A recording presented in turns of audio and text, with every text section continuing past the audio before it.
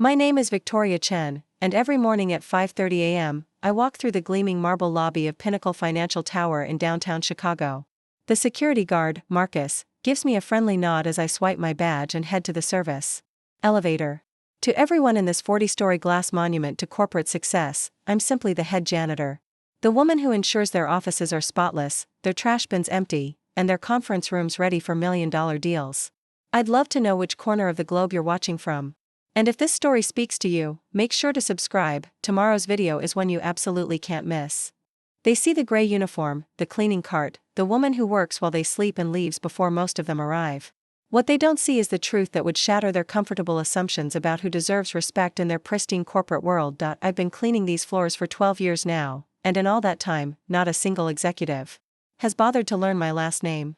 They call me Victoria when they need something, or more often, they simply ignore me entirely as I empty their wastebaskets filled with discarded contracts worth more than most people make in a lifetime. And the irony isn't lost on me.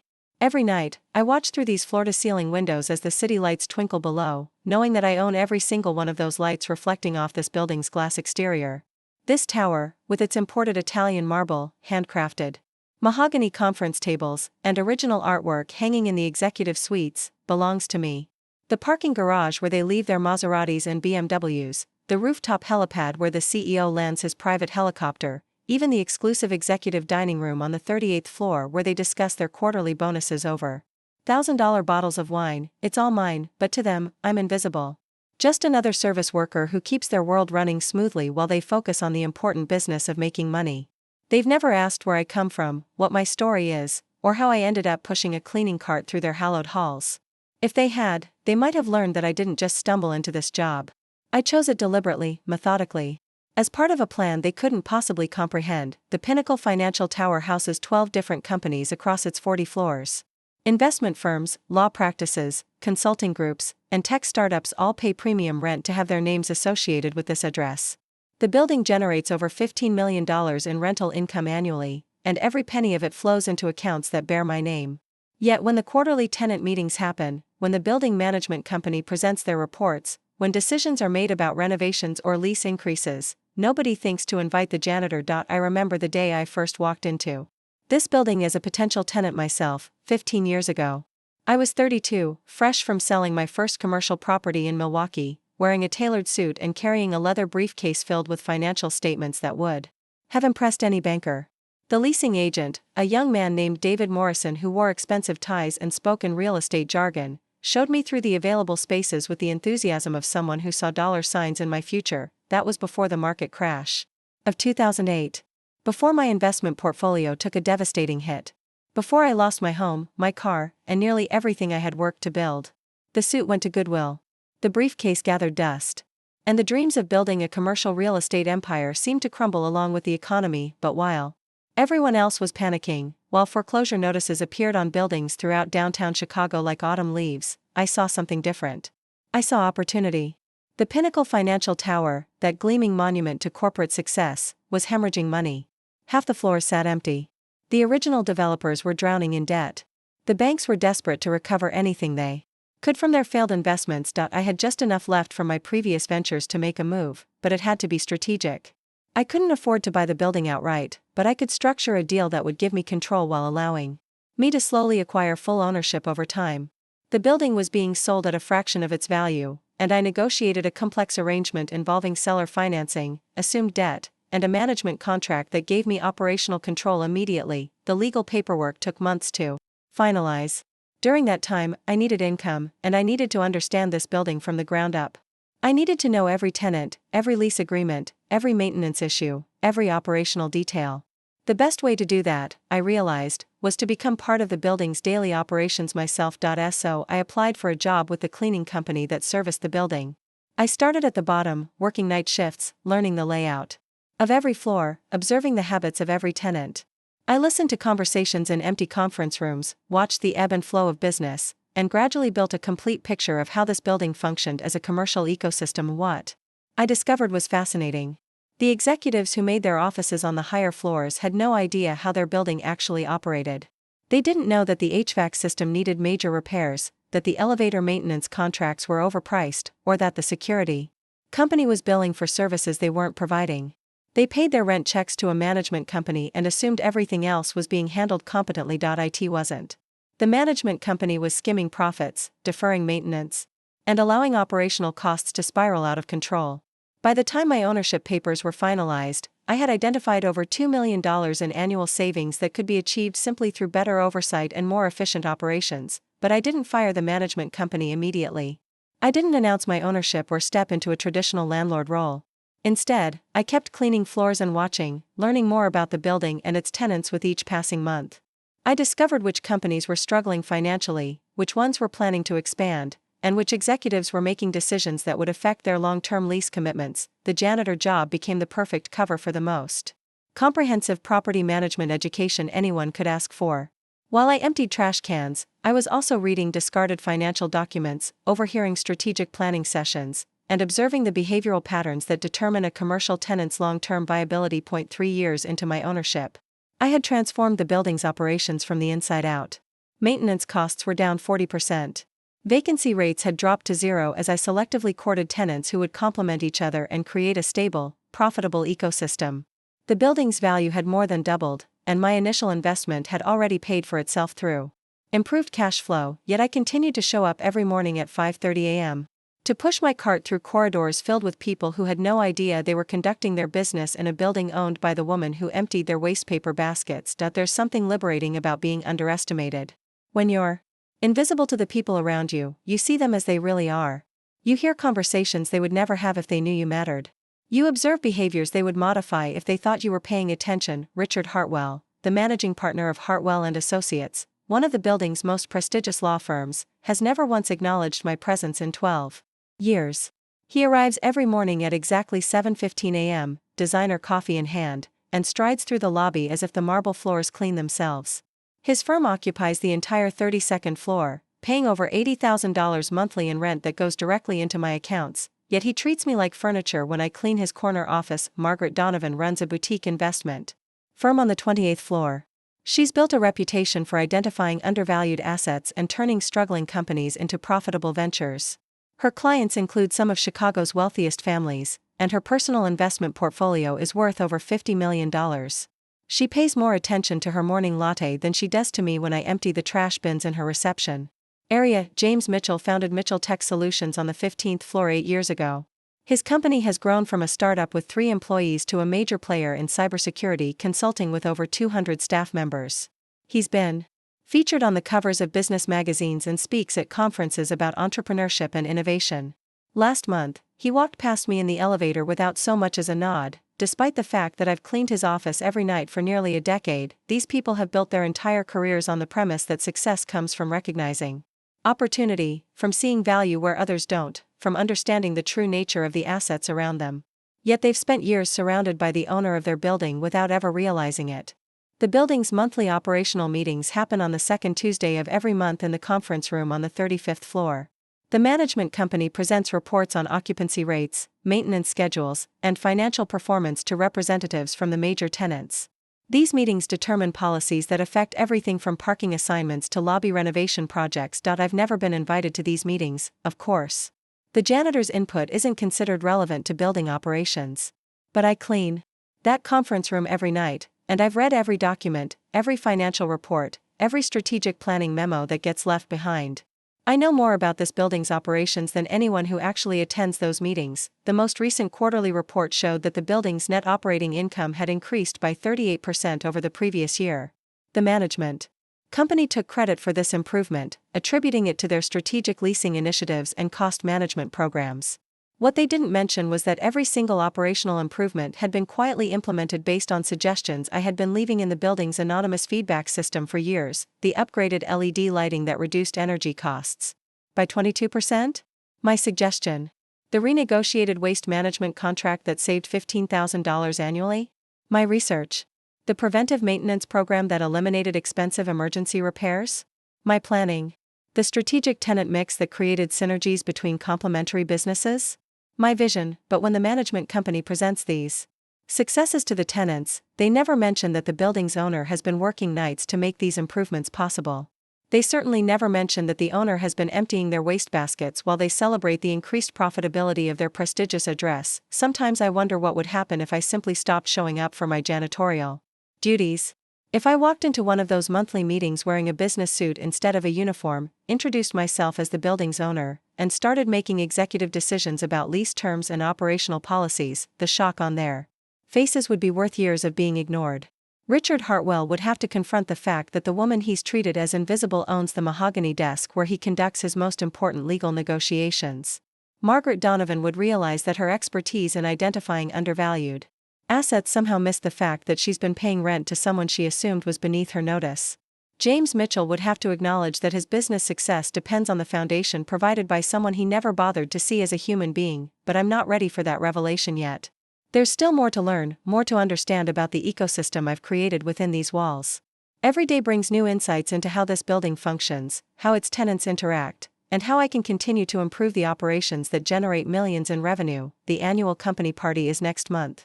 It's held every December in the building's grand ballroom on the 40th floor, a space with panoramic views of Lake Michigan and the Chicago skyline. All the tenants are invited, along with their staff and key clients. It's a networking event disguised as a holiday celebration, where deals are discussed over champagne and strategic partnerships are formed between the appetizer course and the main entree. I've worked every one of these parties for the past 12 years.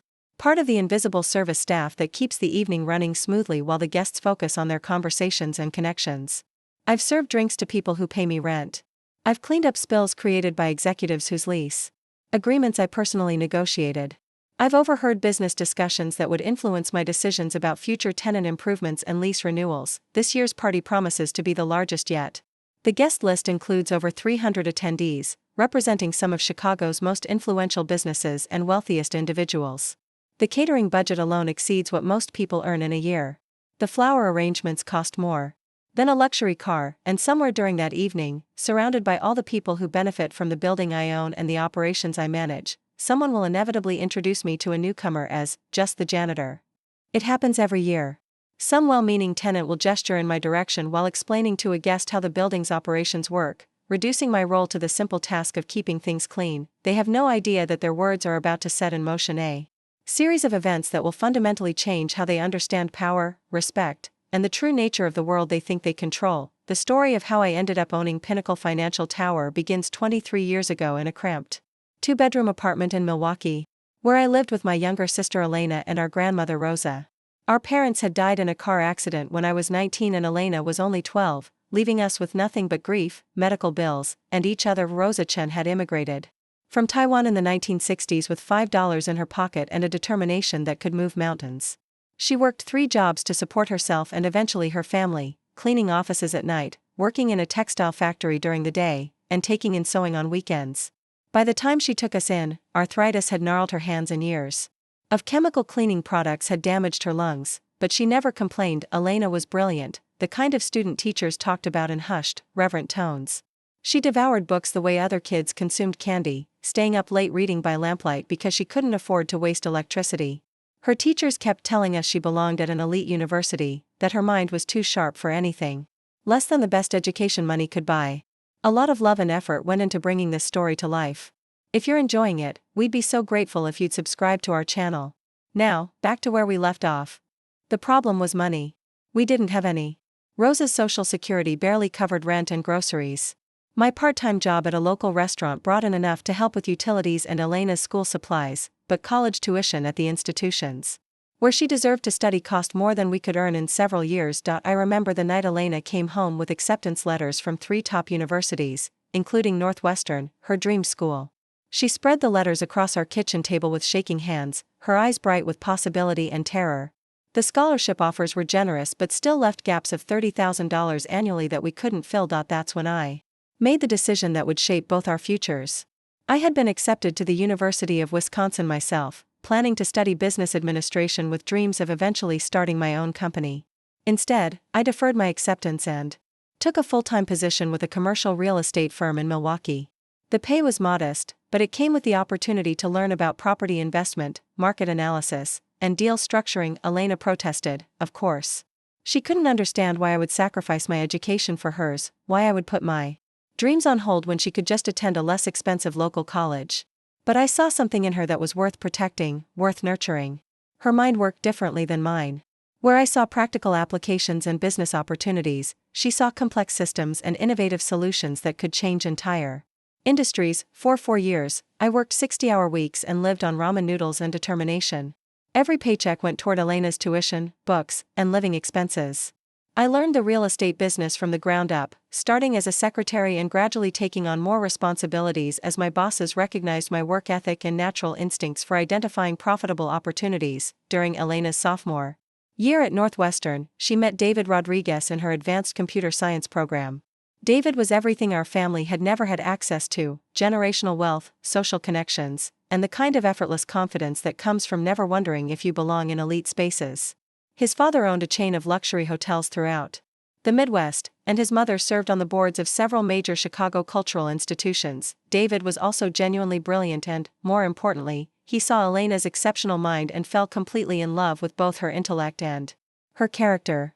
They became inseparable, spending hours in the university library working on projects that were so advanced I could barely understand their conversations. When they visited Milwaukee, the weekend David first came home with Elena, I was struck by how he looked at our cramped apartment, our second-hand furniture, and our grandmother's careful rationing of groceries.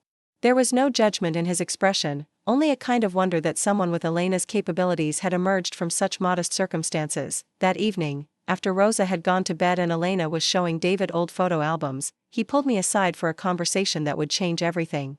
He spoke quietly, respectfully, but with the directness of someone accustomed to solving problems with resources rather than just effort. He had been researching Elena's background, he said, trying to understand how someone so gifted had ended up at Northwestern without the kind of family support system that usually produced students like her. When he learned about the sacrifices I had made, about the education I had postponed and the career I had delayed to make her dreams possible, he was amazed. David's family foundation, it turned out, provided educational grants for exceptional students from underrepresented backgrounds. They were particularly interested in supporting students like Elena who had overcome significant obstacles to pursue advanced degrees in technical fields. The foundation was prepared to offer Elena a full scholarship that would cover not just her remaining undergraduate expenses, but also fund graduate school if she chose to pursue advanced degrees. The relief I felt in that moment was overwhelming. For the first time in years, I could breathe without constantly calculating expenses, without weighing every purchase against Elena's future needs. The financial burden that had shaped every decision I made since our parents' death was suddenly, miraculously lifted. But David's family didn't stop there. When they learned about my own deferred education and my growing expertise in commercial real estate, they offered me something I had never dared to imagine: a position with their property development company, along with funding to complete my business degree through evening and weekend programs. Working with the Rodriguez family's real estate ventures was like attending an advanced masterclass in high-stakes property investment. They didn't just buy buildings, they created entire commercial ecosystems, identifying neighborhoods on the verge of transformation and positioning themselves to benefit from economic changes that wouldn't become apparent to other investors for years. I learned to read market indicators that most people missed, to recognize the subtle signs that predicted where businesses would want to locate, and to structure deals that maximized returns while minimizing risks. More importantly, I learned to think beyond individual transactions and consider how multiple properties could work together to create sustainable, long-term value. The Rodriguez family treated me as more than an employee; they became mentors who shared not just their business strategies but their understanding of how wealth is created and preserved across generations. They introduced me to lawyers, accountants, and financial advisors who catered to clients with complex investment portfolios. They included me in meetings with city planners and economic development officials who shaped zoning decisions and infrastructure investments. By the time Elena graduated summa cum laude from Northwestern with dual degrees in computer science and applied mathematics, I had completed my business degree and accumulated enough capital to make my first independent real estate investment. The Rodriguez family had structured my compensation package to include equity stakes in several of their projects, and those investments had performed exceptionally well during my 5 years with their company. Elena's graduation ceremony was one of the proudest moments of my life. Watching her walk across that stage, knowing that her brilliant mind would now have the platform it deserved, felt like the culmination of every sacrifice I had made and every dream I had deferred.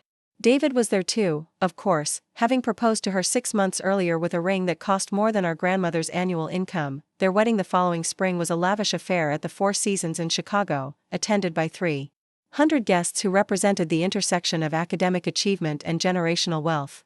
I wore a designer dress that Elena had insisted on buying for me, and I danced at the reception while trying to process how dramatically our circumstances had changed. Elena and David moved to Silicon Valley immediately after their honeymoon. David's father had connections with several major technology companies, and Elena had received offers from Google, Apple, and Microsoft that would have been unimaginable just a few years earlier. They settled in a beautiful home in Palo Alto, surrounded by other brilliant young professionals who were reshaping entire industries through innovation and determination. Meanwhile, I remained in Chicago, having used my experience with the Rodriguez family to launch my own commercial real estate investment company.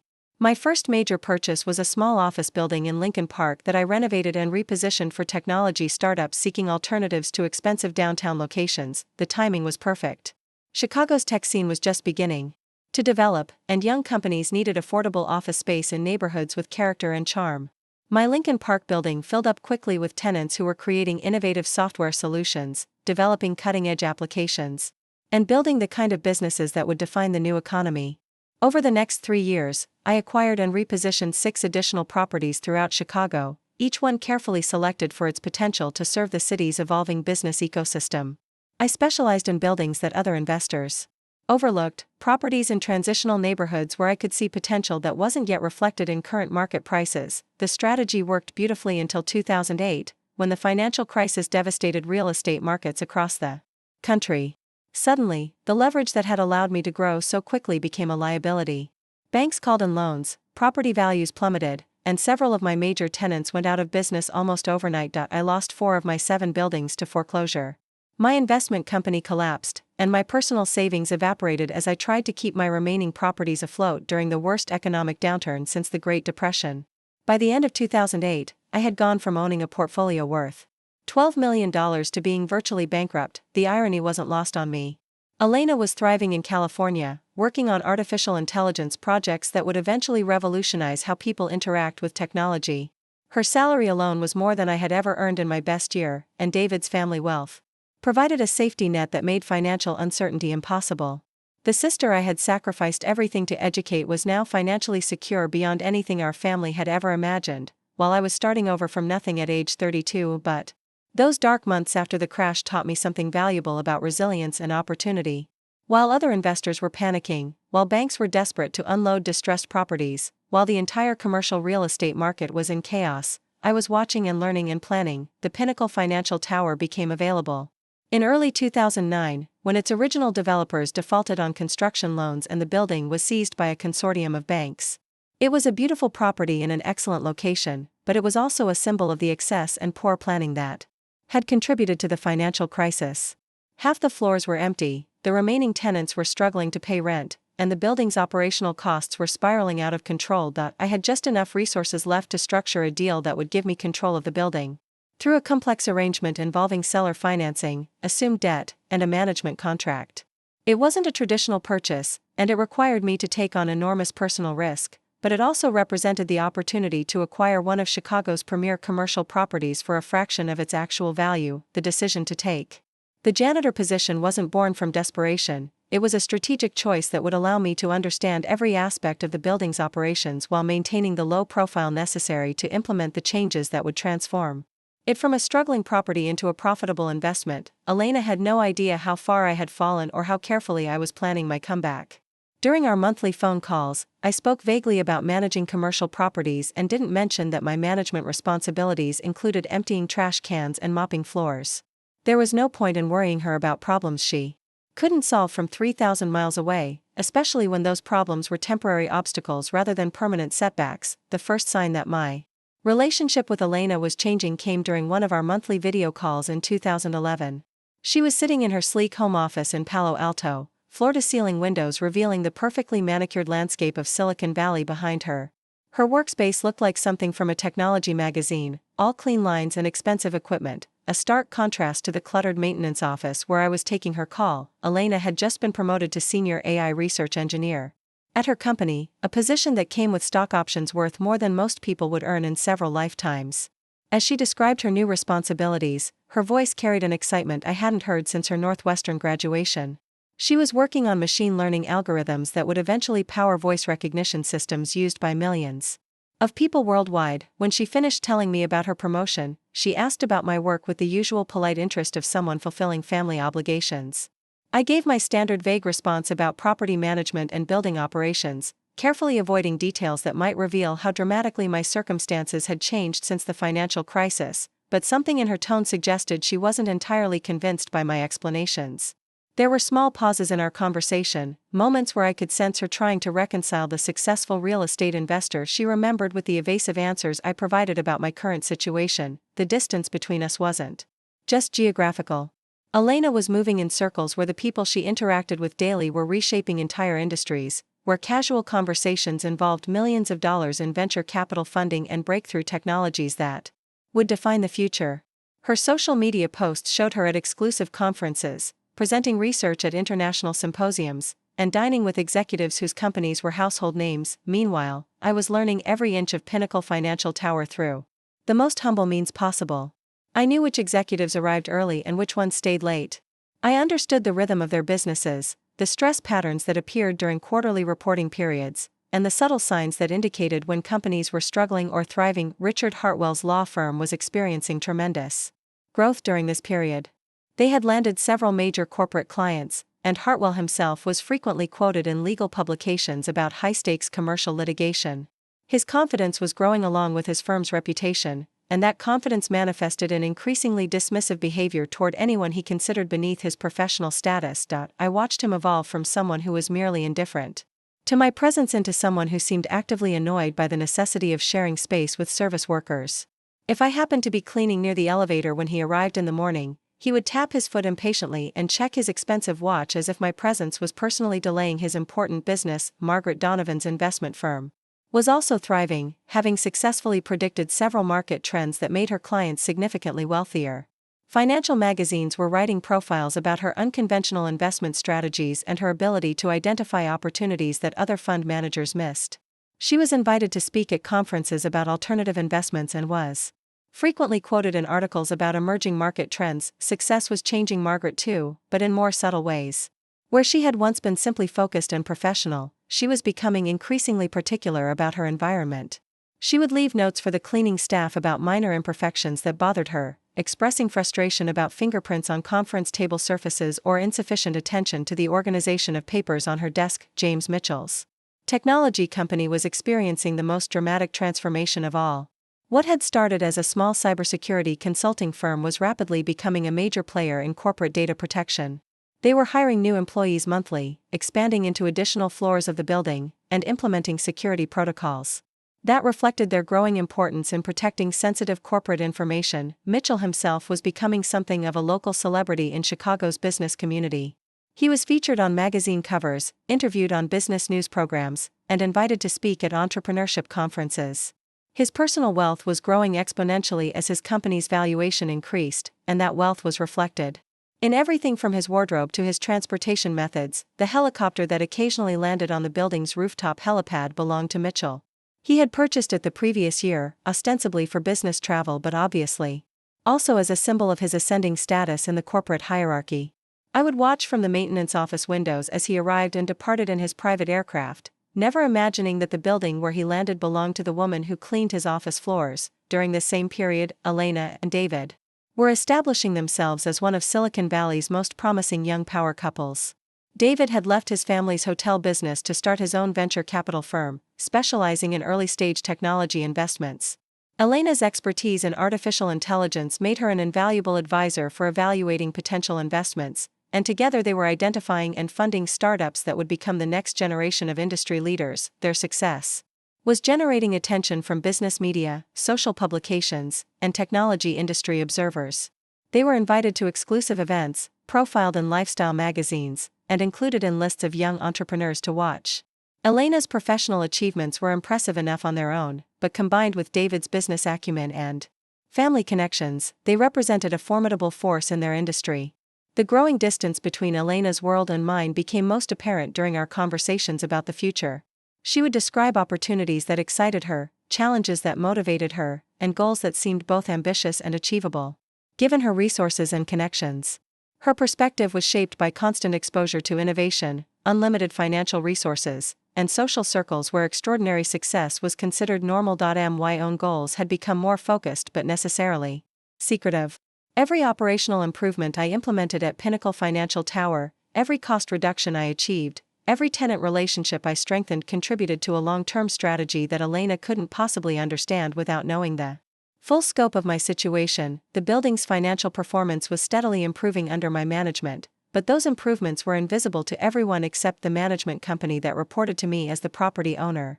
Occupancy rates were approaching 100%, operational costs were declining, and tenant satisfaction scores were at all-time highs. The asset I had acquired during the depths of the financial crisis was becoming increasingly valuable. But my role in that transformation remained hidden. Elena's success was public, celebrated, and widely recognized. She was building a reputation that opened doors, created opportunities, and provided platforms for even greater achievements. Her work was making a real difference in how people interacted with technology, and that impact was acknowledged by colleagues, competitors, and industry observers. My success was private, invisible, and deliberately concealed. I was creating value that benefited dozens of businesses and hundreds of employees, but nobody knew I was responsible for the improvements they experienced. The tenants who enjoyed lower operating costs, better maintenance service, and more efficient building systems had no idea that their landlord was the woman who emptied their wastebaskets. The contradiction was becoming increasingly difficult to maintain during our phone conversations. Elena would share news about David's latest investment successes, describe the impressive achievements of their friends, and ask polite questions about my work that I couldn't answer honestly without revealing how dramatically our circumstances had diverged. She began making subtle suggestions about career changes that might better utilize my education and experience. Perhaps I should consider moving to California, where the real estate market was booming, and her connections could help me find opportunities more appropriate for someone with my background.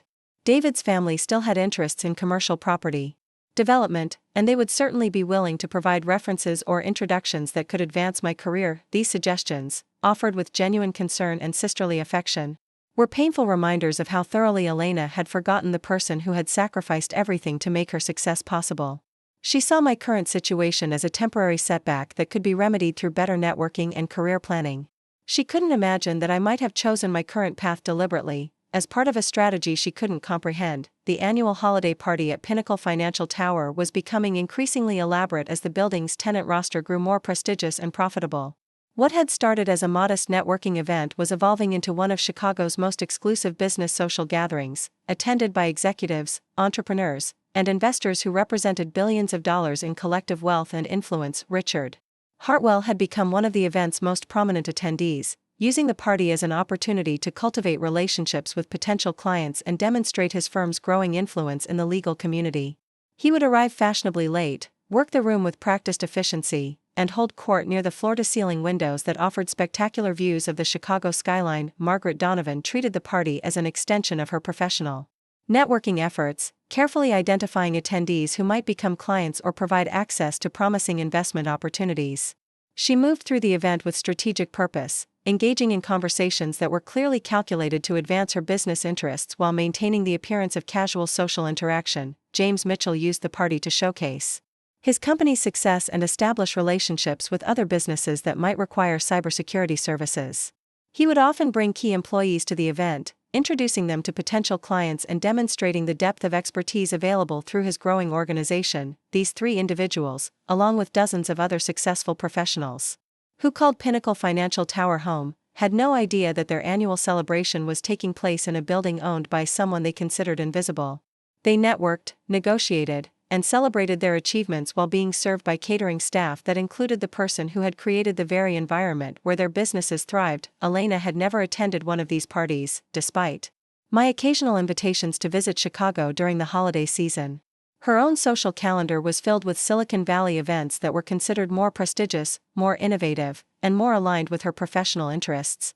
The distance between us had grown to encompass not just geography and economic circumstances, but fundamental differences in how we understood success, recognition, and the relationships that matter most. The building's success was creating opportunities for me to expand my real estate portfolio, but those opportunities required maintaining the careful balance between my public role as a service worker and my private identity as a property investor. Each decision I made about Pinnacle Financial Tower created ripple effects that influenced my tenants' businesses, but those influences had to remain invisible to preserve the strategic advantage that came from being underestimated. As 2013 approached, I realized that the distance between Elena's life and mine had grown to the point where honest communication was becoming impossible. The sacrifices I had made to fund her education were ancient history in her mind, overshadowed by the current reality of her extraordinary success. The sister who had once depended on my support had evolved into someone who could barely comprehend the choices I was making or the strategy one was implementing, but I was also approaching a point where the success of my strategy was becoming undeniable, even if it remained invisible to everyone around me.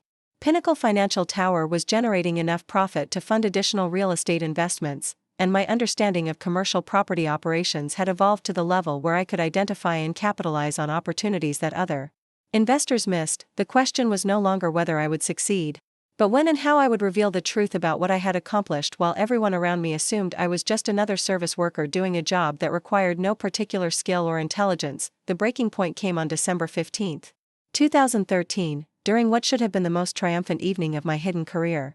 The annual Pinnacle Financial Tower holiday party was in full swing on the 40th floor, with over 400 guests celebrating another year of unprecedented business success within the building I secretly owned. The event had grown beyond anything I could have imagined when I first took control of the property. Chicago's most influential business leaders mingled beneath crystal chandeliers worth more than most people's homes, discussing deals that would reshape entire industries while servers circulated with champagne that cost $800 per bottle. I was working that evening, as I had every year since acquiring the building. My gray uniform was pressed and professional, my cleaning cart stocked with supplies to handle the inevitable spills and debris that accompany any gathering of this magnitude. To the guests, I was invisible infrastructure, as essential and unnoticed as the building's ventilation system or elevator mechanics. Richard Hartwell was holding court near the panoramic windows facing Lake Michigan, regaling a small audience with stories about his firm's recent victory in a high-profile corporate merger case. His success had reached the point where other attorneys sought his advice, and his opinion carried weight in legal circles that extended far beyond Chicago. Margaret Donovan had positioned herself strategically near the bar, where she could intercept conversations about investment opportunities while maintaining the appearance of casual socializing. Her fund had just closed its most successful quarter in company history, and she was already planning expansion into new markets that would double her assets under management within 2 years. James Mitchell arrived fashionably late in his private helicopter, landing on the building's rooftop helipad with the kind of dramatic flair that had become his signature. His cybersecurity company was negotiating contracts with 3 Fortune 500 corporations, and rumors suggested he was considering taking the company public within the next 18 months. The evening was proceeding exactly as I had observed in previous years, with the same predictable networking patterns and social hierarchies that define Chicago's business elite. I moved through the crowd efficiently and unobtrusively, clearing abandoned glasses and ensuring that the celebration continued smoothly. That's when Thomas Bradford arrived. Bradford was a prominent commercial real estate developer from New York, someone whose projects had transformed entire neighborhoods in Manhattan and Brooklyn.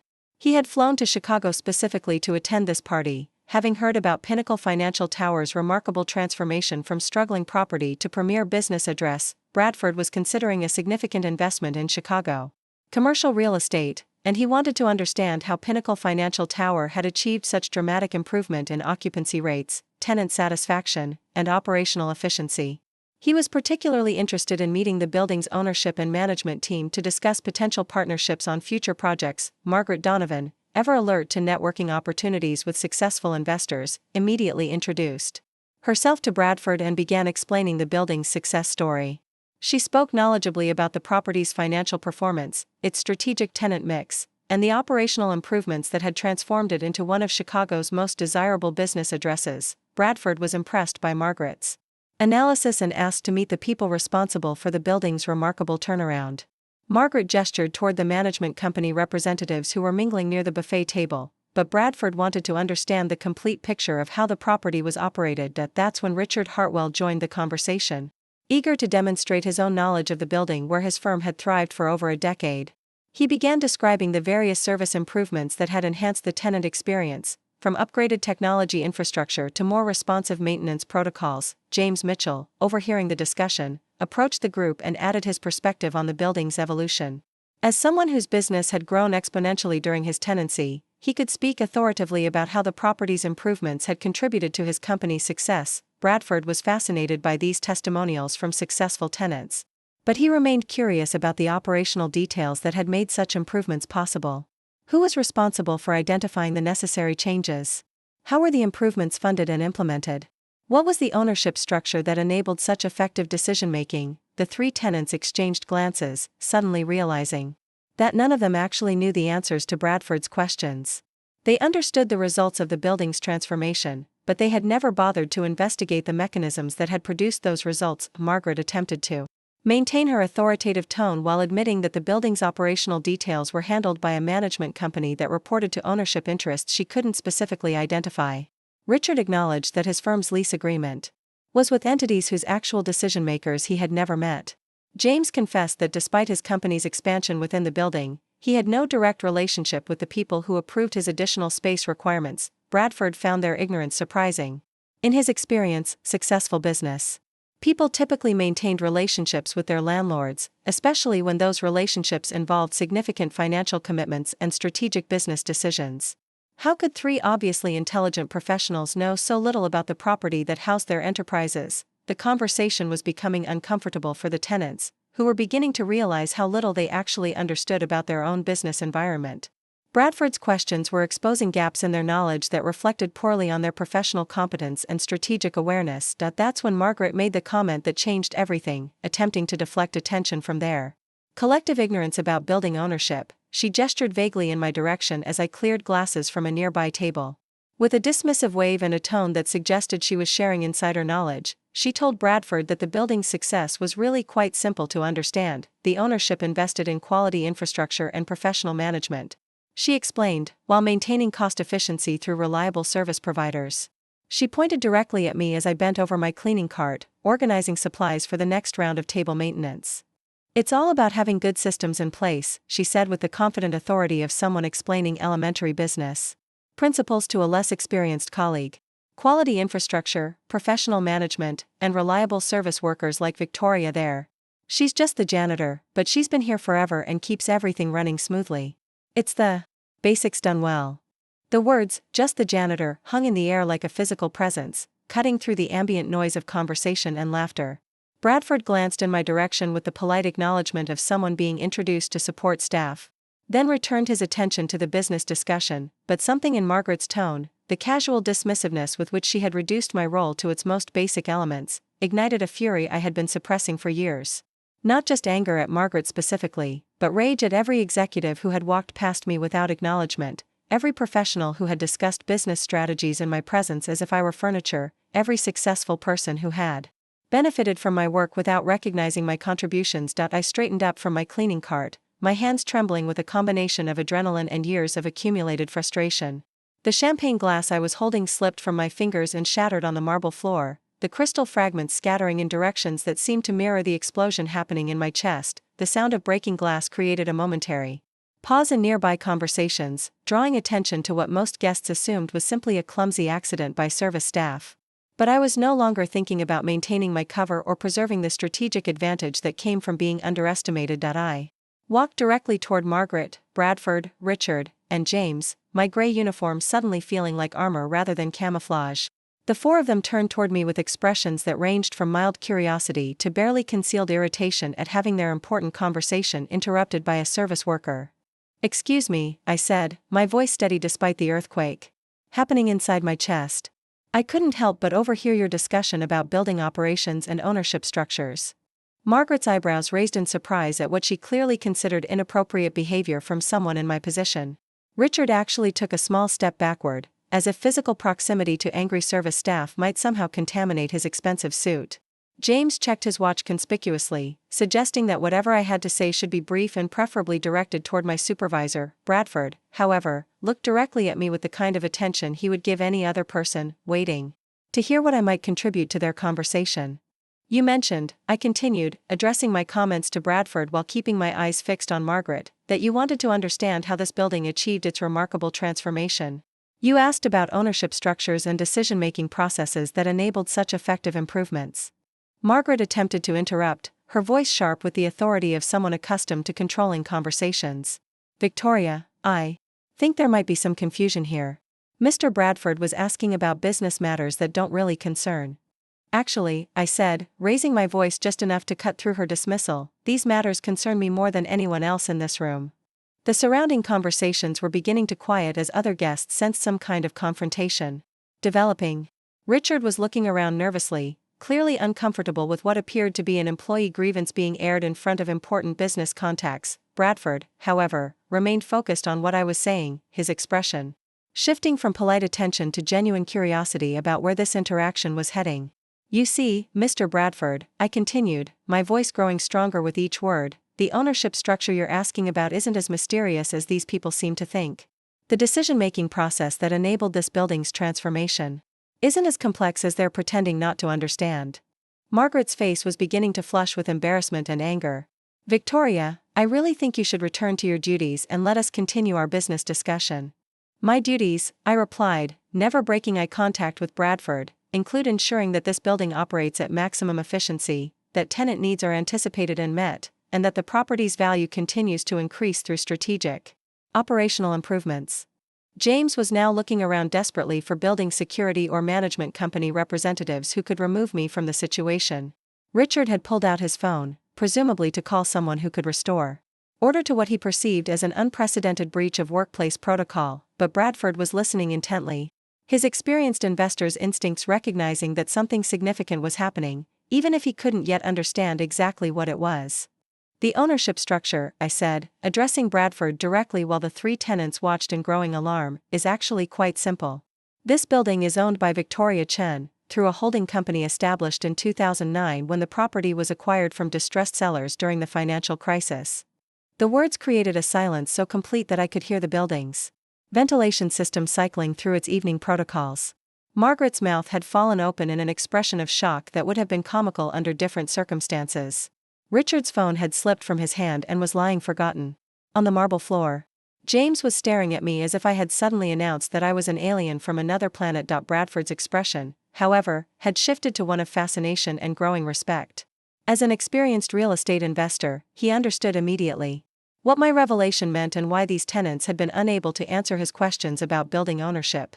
The decision-making process, I continued, my voice now carrying the authority of someone who had spent years suppressing her actual expertise, involves comprehensive analysis of tenant needs, operational efficiency opportunities, and long-term value creation strategies.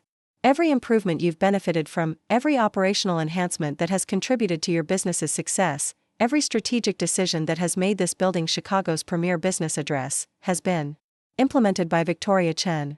Margaret found her voice first, though it came out as barely more than a whisper. You're saying you own this building? I'm not saying I own this building, I replied, allowing myself a smile that contained years of suppressed satisfaction. I'm telling you that I own this building. I own the marble floors you walk across every morning. I own the conference rooms where you conduct your million-dollar negotiations. I own the elevators that carry you to your offices, the parking garage where you leave your expensive cars, and the rooftop helipad where Mr. Mitchell's helicopter lands. Richard had recovered his phone but seemed unable to remember what he had intended to do with it. James was looking around the room as if seeing it for the first time, suddenly understanding that everything he had taken for granted about his business environment was built on assumptions that had just been shattered. Bradford stepped forward, extending his hand toward me with the respect due to a fellow real estate professional. Miss Chen, I'm Thomas Bradford. I've been very impressed with what you've accomplished with this property, and I'd very much like to discuss your investment strategy and operational approach. As I shook Bradford's hand, I could feel the weight of years of deception and hidden achievement finally lifting from my shoulders. The breaking point hadn't just been about Margaret's dismissive comment or the tenants' ignorance about their business environment. It had been about reclaiming my identity, my expertise, and my right to be recognized for what I had actually accomplished. The party continued around us, but the dynamic had fundamentally shifted. Word of the revelation was spreading through the crowd in whispers and shocked glances. The woman they had all assumed was just the janitor was suddenly revealed as the person who controlled their entire professional environment, and I was just getting started. The morning after the holiday party revelation, I arrived at Pinnacle Financial Tower at my usual 5:30 a.m., but everything had changed. The building that had been my secret domain for 4 years was now a stage where my true identity was known, and the comfortable anonymity that had protected my strategy was gone forever. Marcus, the security guard, greeted me with a mixture of confusion and newfound respect that made both of us uncomfortable. Word had spread quickly through the building's service staff about what had happened at the party, creating an awkward dynamic where people who had worked alongside me for years suddenly didn't know how to interact with someone they now knew was their ultimate boss. The elevator ride to the 40th floor felt different too. Instead of being a brief transition between the service areas where I belonged and the executive floors where I cleaned, it was now a journey to an office space that was mine by right rather than by employment. The management company had prepared a temporary executive office for me, complete with the kind of furniture and technology that reflected my actual position in the building's hierarchy, but the real changes were happening throughout the building as my tenants struggled to process the implications of my revelation. The three people who had been most shocked by the news were dealing with the new reality in very different ways, and their responses would determine not just their future relationships with me, but their continued tenancy in the building they had taken for granted. Richard Hartwell's reaction was the most predictable and, unfortunately, the most problematic. Rather than acknowledging the awkwardness of having dismissed his landlord for over a decade, he chose to double down on his conviction that there had been some kind of mistake or misunderstanding. He spent the weekend after the party consulting with his legal partners and researching property ownership records, apparently convinced that he could find evidence to contradict what I had revealed. On Monday morning, Hartwell requested an emergency meeting with the building's management company, demanding to speak with someone who could clarify what he insisted was confusion about ownership structures. When the management company confirmed that Victoria Chen was indeed the building's owner and had been since 2009, Hartwell's response revealed the depth of his inability to accept a reality that challenged his fundamental assumptions about social hierarchies. He began making calls to other prominent attorneys in Chicago, seeking advice about potential legal challenges to what he characterized as an unethical deception that had compromised his firm's business relationships. The idea that someone he had treated as invisible for years actually controlled his professional environment was so threatening to his worldview that he preferred to believe in elaborate conspiracy theories rather than acknowledge his own blindness. Hartwell's legal research revealed that there was absolutely nothing improper or deceptive about my situation. Property owners have no obligation to reveal their identities to tenants, and taking employment within one's own building creates no legal complications or ethical violations. His lease agreement was valid, his rent payments had been properly applied, and his tenancy was secure regardless of his personal feelings about the revelation. But instead of accepting these facts and moving forward with a professional relationship, Hartwell began what could only be described as a campaign of passive-aggressive resistance to my authority. He started submitting excessive service requests, complained about minor issues that had never bothered him before, and generally behaved like someone trying to create a paper trail of grievances that might justify breaking his lease early. Margaret Donovan's response was more complex and ultimately more troubling. Her initial shock had given way to a kind of professional curiosity about how I had managed to acquire and operate the building while maintaining my cover, but that curiosity was mixed with embarrassment about her dismissive comments and anger about what she perceived as deliberate manipulation. Margaret was accustomed to being the smartest person in most rooms, particularly when it came to identifying undervalued assets and recognizing investment opportunities that others missed. The revelation that she had spent years interacting with a successful real estate investor without recognizing that person's expertise was deeply damaging to her professional self-image. Rather than acknowledging her failure to see what was directly in front of her, Margaret began constructing alternative narratives that preserved her sense of superiority. She started suggesting to other tenants that my acquisition of the building had been lucky rather than strategic, that my operational improvements had been obvious rather than innovative, and that my success was more about timing than skill. These conversations, which I learned about through the building's informal communication networks, revealed Margaret's inability to accept that someone she had categorized as beneath her notice might actually be more successful than she was. Her investment fund managed hundreds of millions of dollars for wealthy clients, but I owned assets that generated comparable returns while requiring less external capital and creating more direct control over outcomes. The cognitive dissonance between Margaret's self-image as a sophisticated investor and the reality of having overlooked a peer for years was resolved by diminishing my achievements rather than questioning her own perceptions. This approach allowed her to maintain her sense of superiority while avoiding the uncomfortable process of examining her assumptions about social status and professional competence. James Mitchell's reaction was perhaps the most disappointing, because it revealed how thoroughly success had changed his character. When his company had been a small startup struggling to establish credibility in a competitive market, Mitchell had been humble, hardworking, and genuinely appreciative of the support systems that helped his business thrive. But as his company's value had grown into the hundreds of millions, as his personal wealth had expanded, and as his reputation had evolved from local entrepreneur to nationally recognized business leader, Mitchell had developed the kind of entitlement that made it impossible for him to acknowledge errors in judgment or gaps in awareness. Mitchell's response to learning about my ownership was to immediately begin exploring alternative office locations for his expanding company. Rather than feeling embarrassed about having ignored his landlord for years, he seemed offended that I had allowed him to remain ignorant about the building's ownership structure. His logic, as expressed to other tenants and business contacts, was that my failure to reveal my identity had compromised his ability to develop appropriate business relationships and strategic partnerships. He characterized my approach as deliberately deceptive, suggesting that property owners who don't immediately identify themselves to tenants are engaging in unethical business practices. Mitchell's real concern, of course, was that his ignorance about basic aspects of his business environment reflected poorly on his reputation for strategic thinking and comprehensive due diligence. Rather than accepting responsibility for his own lack of curiosity about his office building's ownership, he preferred to blame me for not making information available that he had never bothered to seek. The irony of his position was particularly striking given that his cybersecurity company specialized in helping other businesses identify and address threats that weren't immediately obvious. His professional expertise involved recognizing hidden vulnerabilities and understanding complex systems that weren't transparent on the surface, yet he had completely missed the most fundamental aspect of his own office environment. Within 2 weeks of the party revelation, Mitchell had signed a lease for a new headquarters facility in a different part of downtown Chicago. His decision to relocate wasn't based on any problems with building operations, lease terms, or service quality. It was purely a response to his embarrassment about having been unaware of his landlord's identity and his inability to accept that embarrassment as a learning experience. The departure of Mitchell's company would represent a significant loss of rental income, but it also created opportunities for new tenants who might be more compatible with my long-term vision for the building's tenant mix. More importantly, it eliminated a tenant whose sense of entitlement had been growing problematic even before the ownership revelation. Thomas Bradford's presence in Chicago had been extended by his fascination with what I had accomplished at Pinnacle Financial Tower.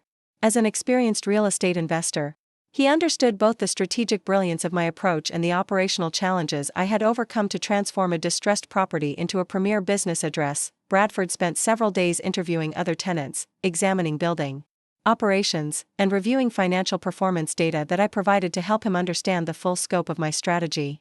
His analysis confirmed what I already knew: the building's transformation had been comprehensive, systematic, and highly profitable, but Bradford also identified aspects of my situation that I hadn't fully considered. My success at Pinnacle Financial Tower had created a platform for much larger real estate investments, but capitalizing on those opportunities would require abandoning the low-profile approach that had made my current success possible. Bradford was interested in partnering with me on a multi-building portfolio acquisition that would leverage my operational expertise across a broader range of properties. The partnership would provide access to capital that would allow me to acquire assets worth hundreds of millions of dollars, but it would also require me to operate as a recognized real estate professional rather than an anonymous service worker. The decision about whether to accept Bradford's partnership offer forced me to confront fundamental questions about my future direction and professional identity. The strategy that had worked so effectively at Pinnacle Financial Tower couldn't be replicated indefinitely, and the revelation of my ownership had already begun to change the dynamics that had made that strategy successful. Meanwhile, my relationship with Elena was about to face its own reckoning.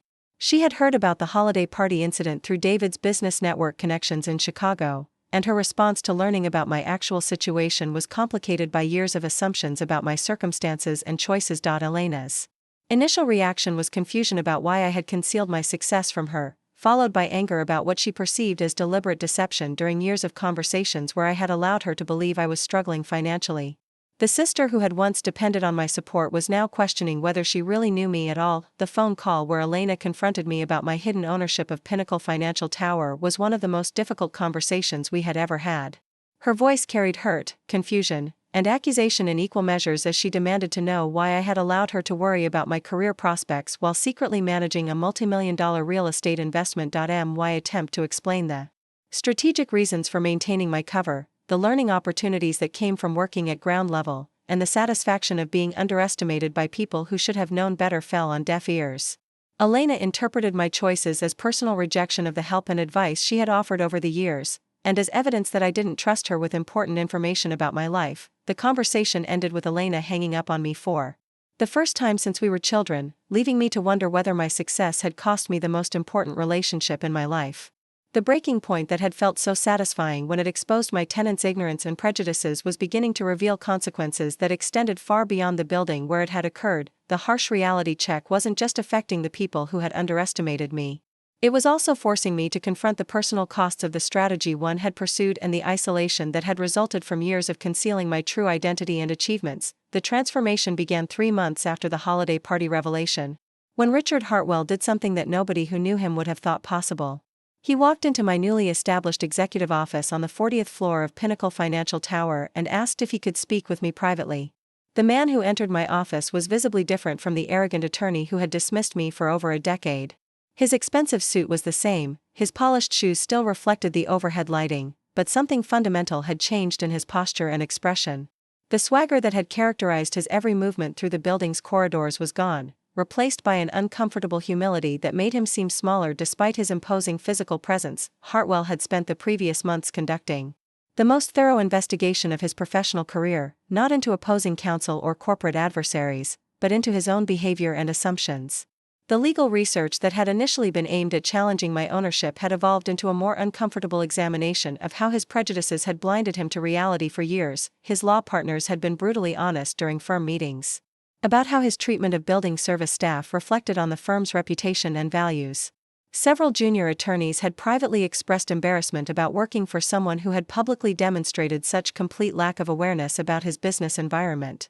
The revelation that Hartwell had spent years ignoring his own landlord had become a cautionary tale in Chicago legal circles about the dangers of professional arrogance. More damaging than the professional consequences was the personal reckoning that Hartwell had been forced to confront.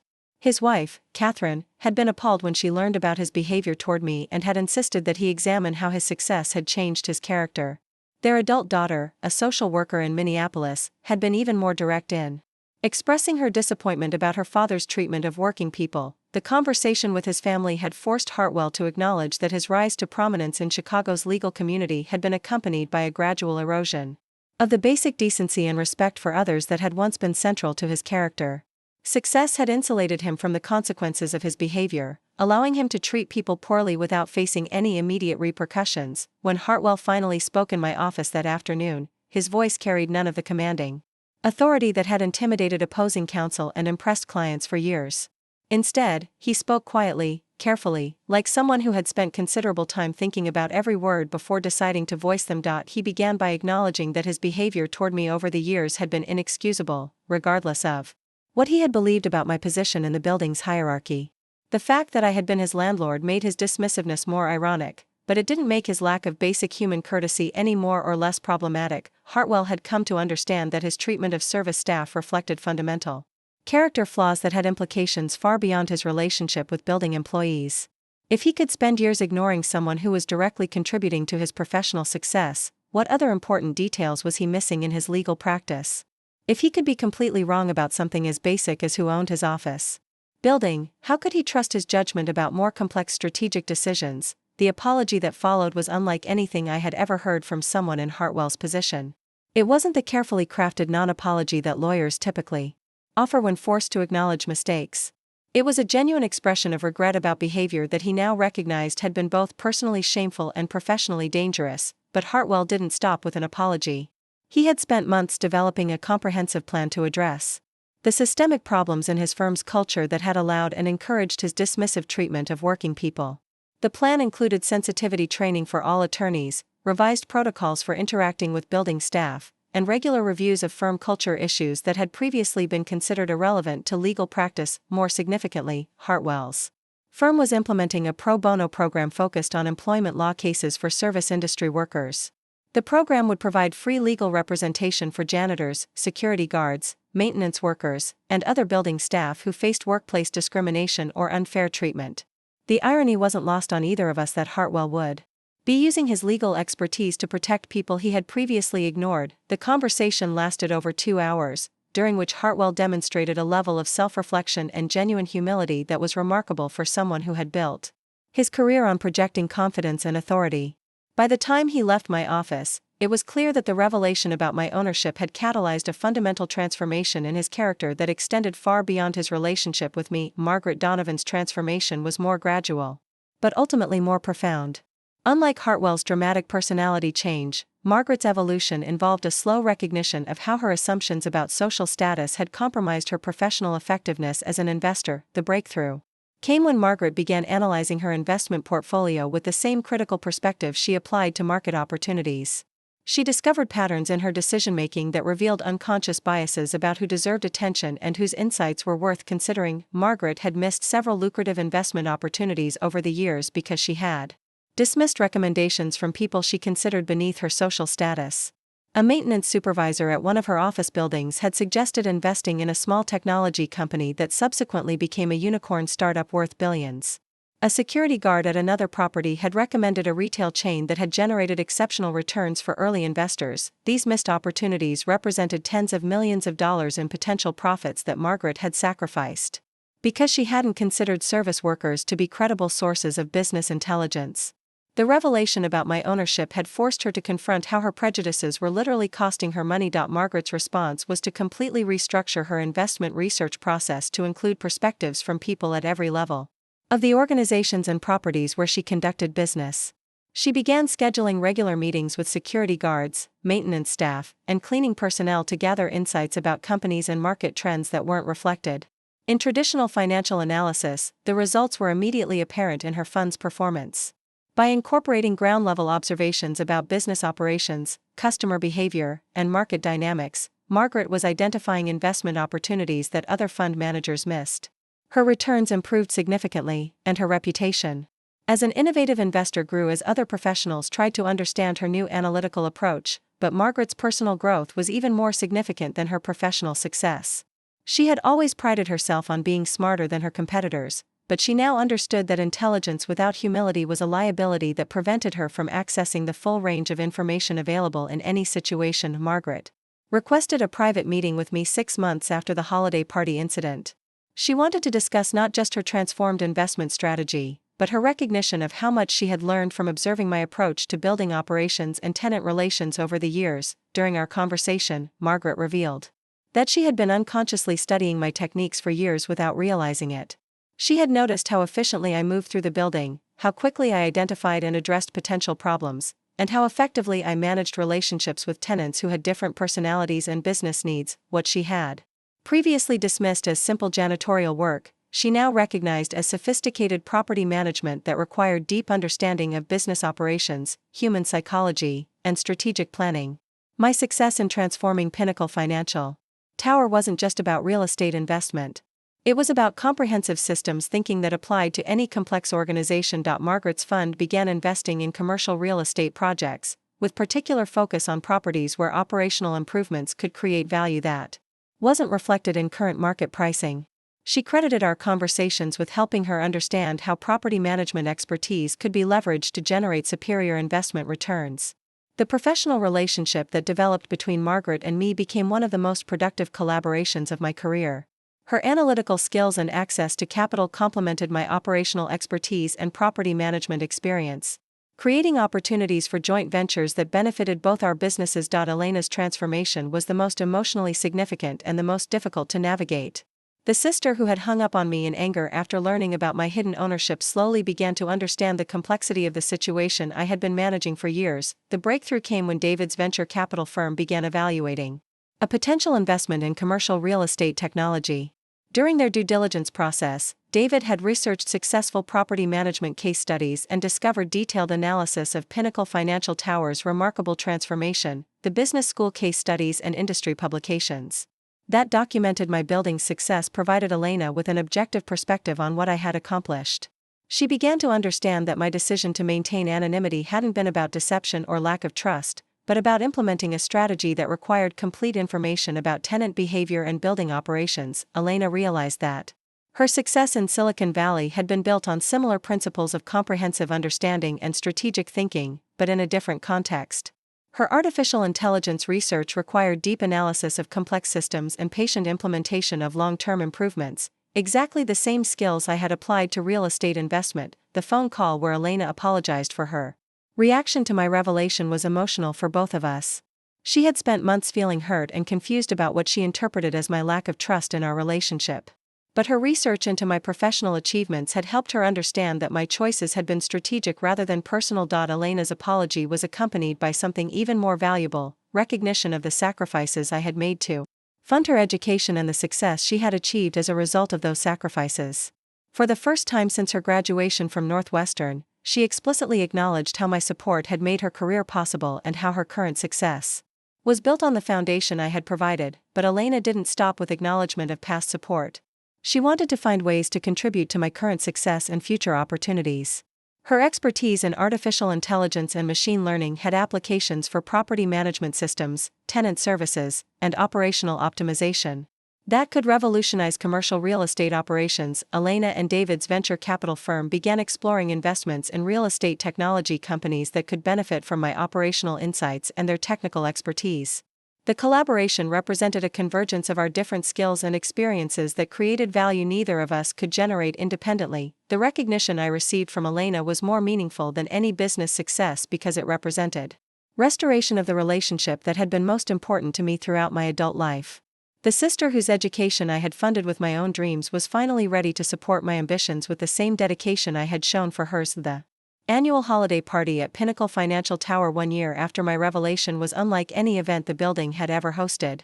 The same crystal chandeliers cast their light across the 40th floor ballroom, the same panoramic windows offered spectacular views of Lake Michigan and the Chicago skyline, but everything else had fundamentally changed. I arrived that evening, not in a gray uniform with a cleaning cart, but wearing a custom-designed navy blue dress that reflected both my professional success and personal confidence. The woman who had once moved invisibly through these celebrations was now the acknowledged host of an event that had become one of Chicago's most prestigious business gatherings. The guest list had expanded to include not just the building's tenants and their clients, but real estate investors, property developers, and business leaders from across the Midwest who wanted to understand how Pinnacle Financial Tower had become a model for innovative commercial property management. The party had evolved from a simple networking event into a showcase for the collaborative business ecosystem that had emerged within the building. Thomas Bradford had flown in from New York specifically for the celebration, bringing with him 2 other prominent real estate developers who were interested in partnering with me on future projects. Our collaboration over the previous year had resulted in the acquisition of 3 additional commercial properties in Chicago, each one presenting unique operational challenges that we had successfully addressed using the strategies I had pioneered. At Pinnacle Financial Tower, the partnership with Bradford had provided access to capital and market opportunities that would have been impossible to achieve independently, but it had also required me to operate as a recognized industry expert, rather than an anonymous property manager.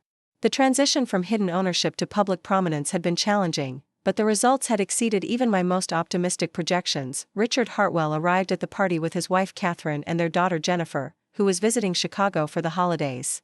The transformation in Hartwell's demeanor over the previous year had been remarkable, but seeing him interact with building staff and service workers throughout the evening provided the most compelling evidence of how thoroughly his character had changed. Hartwell spent significant time during the party talking with Marcus, the security guard who had greeted me every morning for years. Their conversation wasn't the perfunctory acknowledgement that powerful people typically offer to service workers, but genuine interest in Marcus's observations about building operations and tenant behavior. Hartwell was implementing the same ground-level intelligence gathering that had made my strategy successful. The pro bono legal program that Hartwell's firm had established was already generating impressive results.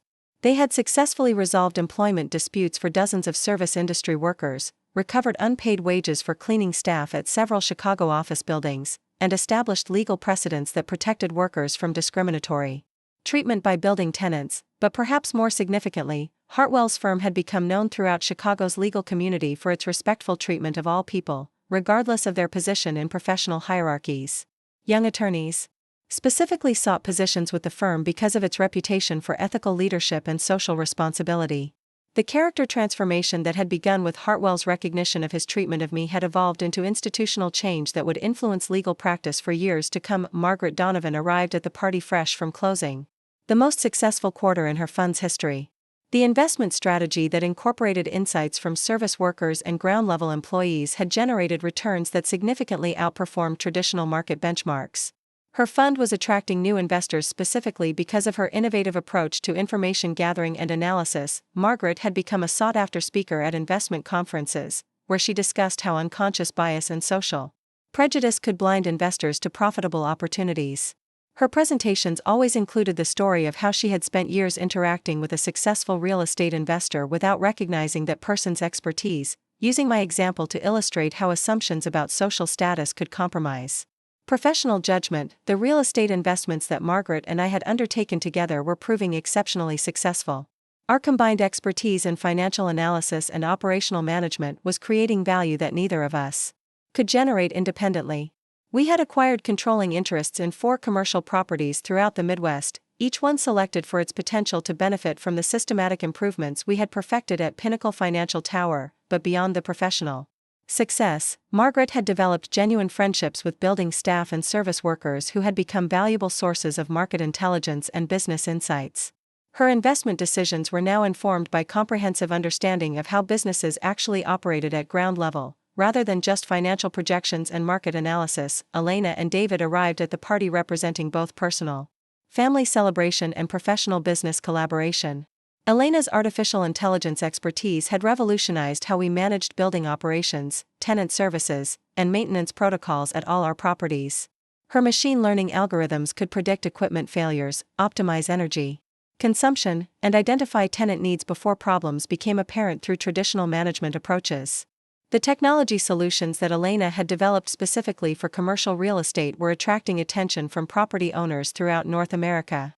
We had established a joint venture that licensed her artificial intelligence systems to other building owners who wanted to improve operational efficiency and tenant satisfaction using data-driven management techniques. David's venture capital firm had become the leading investor in real estate technology startups, with Elena and me serving as advisors who could evaluate potential investments based on actual operational experience rather than just theoretical market potential.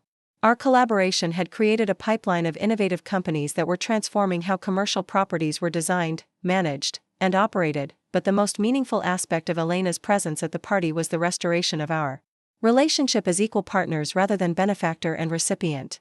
The sister whose education I had funded with my deferred dreams was now contributing her expertise to advance my current success. We had achieved a balance that honored both our past sacrifices and our future ambitions. During the party's main program, I was invited to address the guests about the building's transformation and the collaborative relationships that had made our success possible. Standing at the podium in the same ballroom where Margaret had once dismissed me as just the janitor, I reflected on how dramatically circumstances had changed for everyone involved in that original confrontation. My speech focused not on the revelation that had shocked my tenants, but on the lessons we had all learned about the importance of recognizing expertise wherever it exists, regardless of social status or professional hierarchy. I spoke about how the building's success had been built on contributions from people at every level of its operations, from security guards who provided early warning about potential problems to maintenance staff who implemented innovative solutions for complex technical challenges. The response from the audience was enthusiastic, but more importantly, it was genuine. The applause came from people who understood that the principles I was describing had practical applications for their own businesses and professional relationships. The story of Pinnacle Financial Tower had become a case study in how collaborative leadership and inclusive decision-making could generate superior results in any organization. After my speech, I was approached by dozens of business leaders who wanted to discuss how they could implement similar strategies in their own companies. The conversation topics ranged from employee engagement and organizational culture to market analysis and strategic planning. The expertise I had developed through years of anonymous observation was now recognized as valuable intellectual property that could benefit businesses across multiple industries. But the most satisfying conversation of the evening came when James Mitchell approached me near the end of the party.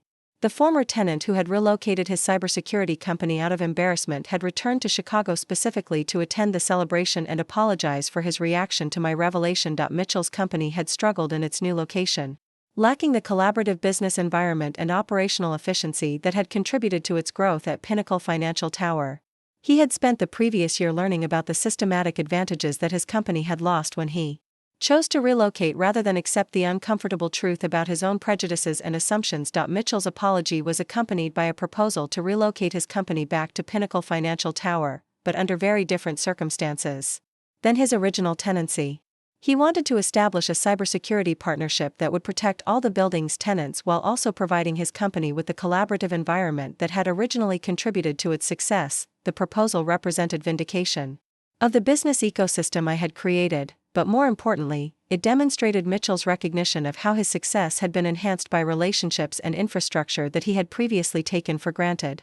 His willingness to return represented acknowledgement of mistakes and commitment to building more productive professional relationships based on mutual respect rather than hierarchical assumptions. As the party concluded and guests began to leave, I stood in the same spot where Margaret had made her dismissive comment about just the janitor 2 years earlier. The ballroom was filled with the same elegant decorations, the same expensive champagne was being served, and the same panoramic views provided backdrop for the evening's conversations, but the fundamental dynamics had changed completely.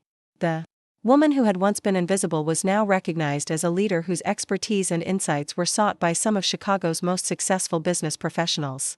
The relationships that had been characterized by dismissal and ignorance had evolved into partnerships based on mutual respect and collaborative success. The building that had been my secret domain was now openly acknowledged as a model for innovative commercial property management.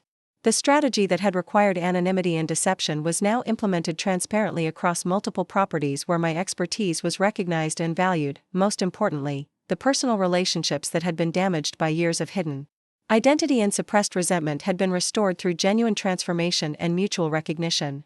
Elena and I had achieved the equal partnership that had been impossible when our relationship was defined by her dependence on my financial support.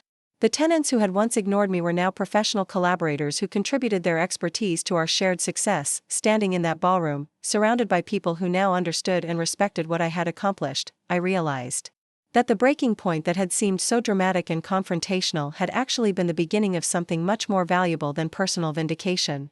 It had been the foundation for building business relationships based on authentic recognition of everyone's contributions, regardless of their position in traditional social hierarchies. The woman who had once pushed a cleaning cart through these corridors while secretly owning the building was now openly acknowledged as the architect of a commercial real estate success story that was being studied and replicated throughout the industry. The journey from invisible service worker to recognized business leader had required sacrifice, patience, and strategic thinking, but it had ultimately created value that extended far beyond personal achievement. The story that had begun with casual dismissal and unconscious prejudice had evolved into a demonstration of how recognizing and respecting everyone's expertise can generate extraordinary results for entire organizations. The lesson learned at Pinnacle Financial Tower was spreading throughout Chicago's business community, creating positive change that would influence professional relationships and organizational culture for years to come. As I turned off the ballroom lights and prepared to leave the building that had been both my greatest challenge and my most significant success, I understood that the real transformation hadn't been in revealing my hidden ownership, but in creating an environment where everyone's contributions were recognized and valued. That was the legacy that would endure long after the specific details of my story were forgotten. Looking for more? We've got 2 amazing stories ready for you right on screen. If this one touched you, these are absolutely worth your time. Click to watch them now. And hey, subscribe and hit that bell to never miss our latest uploads.